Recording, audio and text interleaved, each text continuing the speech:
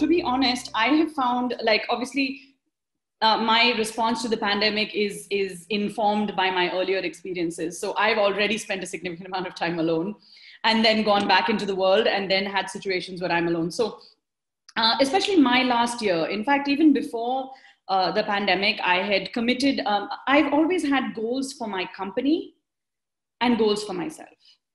Okay, my job is part of my life, it's not all of my life. So I have, in fact, I had some goals to write some exams, apply for certain courses, and I had been doing this before the pandemic hit. And what was interesting is when the pandemic hit, it actually gave me more of an opportunity to focus and do what I wanted to do, and segregate my time better and work from home. But also, I also work in e-commerce, and we significantly do a lot of work from different places, because we work with online platforms which are in Bangalore, wherever else, and mostly in Bangalore. So my team and I didn't really, I would not, but my team isn't as big as I would say the rest of the organization.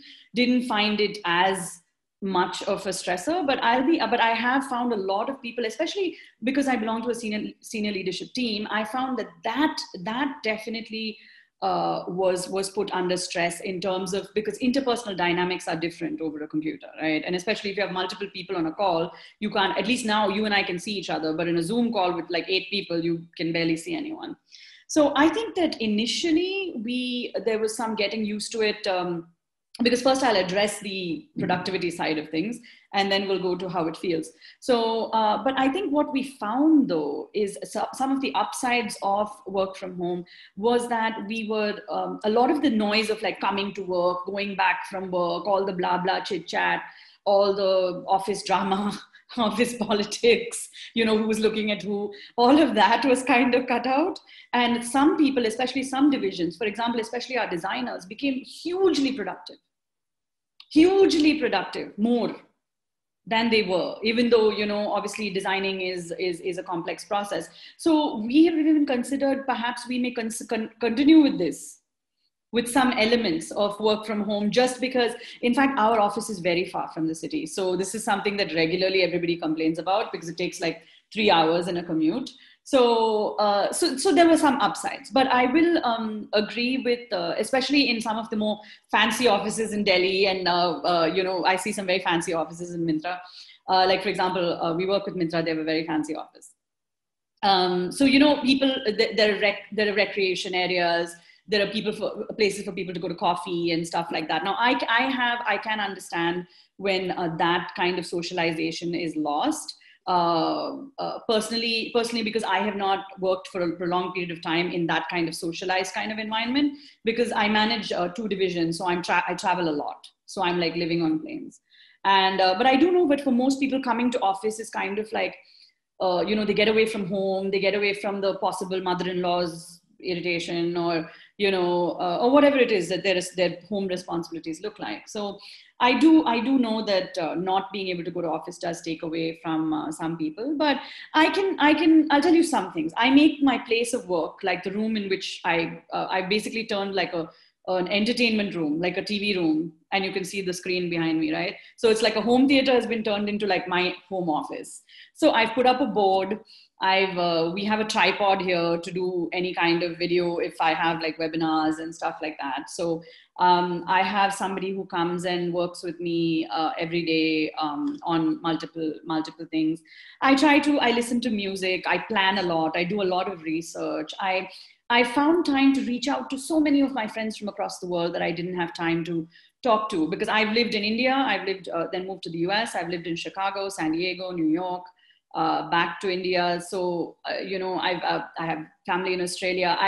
There are so many people I know, and I've just never had time to, Facebook, saying happy birthday on Facebook once a year isn't keeping in touch. So I found good opportunities to kind of reach out and do things that I just never had the time to before. So to be honest, I found this time to be quite fulfilling, but I also have a high threshold for stress.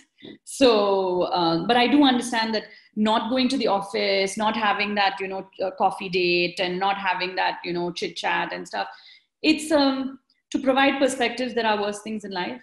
So, if you have your health, if you have your faculties, if you have your abilities, if you have the ability to dream, if you have access to the internet, if you have good food, running water, a place to live, I would think about not whining so much.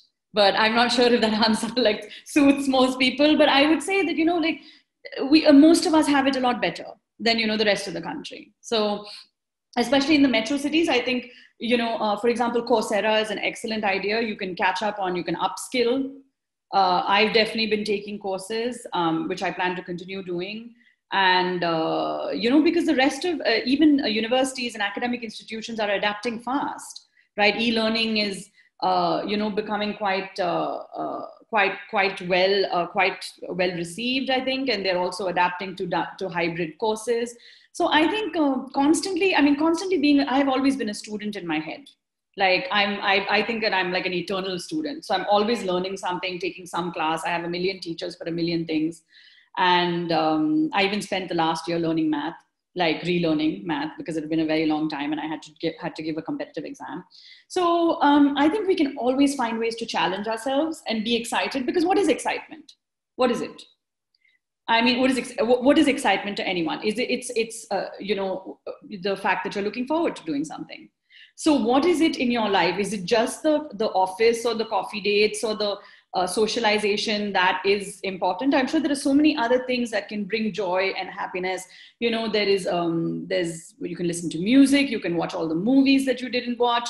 I mean, I think if we focus less on, oh my God, I've been displaced, and focus more on, wow, this is a time when I can do a bunch of stuff that I, didn't have time to do before. Because imagine all of you, especially in a place like Delhi or Mumbai or whatever, how much time do you spend commuting?